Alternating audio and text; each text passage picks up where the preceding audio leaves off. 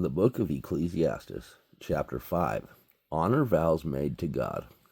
Keep thy foot when thou goest to the house of God, and be more ready to hear than to give the sacrifice of fools. For they consider not that they do evil. Be not rash with thy mouth, and let not thy heart be hasty to utter anything before God. For God is in heaven, and thou upon earth. Therefore let thy words be few. For a dream cometh through the multitude of business, and a fool's voice is known by the multitude of words.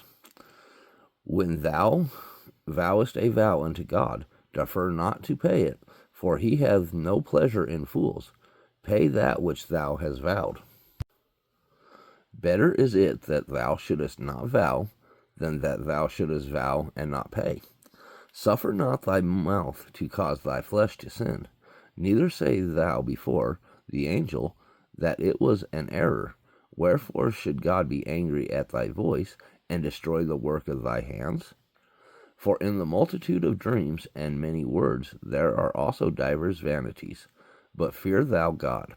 If thou seest the oppression of the poor, and violent perverting of judgment and justice in a province, marvel not at the matter, for he that is higher than the highest regardeth, and there be higher than they. The profit of the earth is for all. Moreover, the profit of the earth is for all. The king himself is served by the field.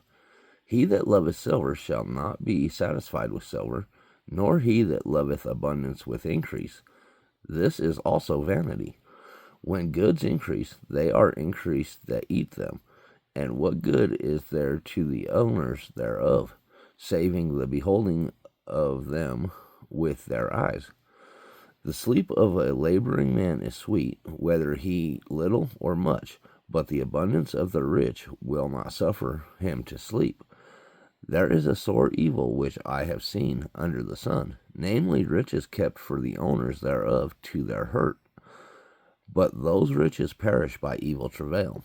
And he begetteth a son, and there is nothing in his hand. As he came forth of his mother's womb, naked shall he return to go as he came, and shall take nothing of his labor, which he may carry away in his hand. And this also is a sore evil, that in all points as he came, so shall he go. And what profit hath he that hath labored for the wind? All his days also he eateth in darkness, and he hath much sorrow and wrath with his sickness.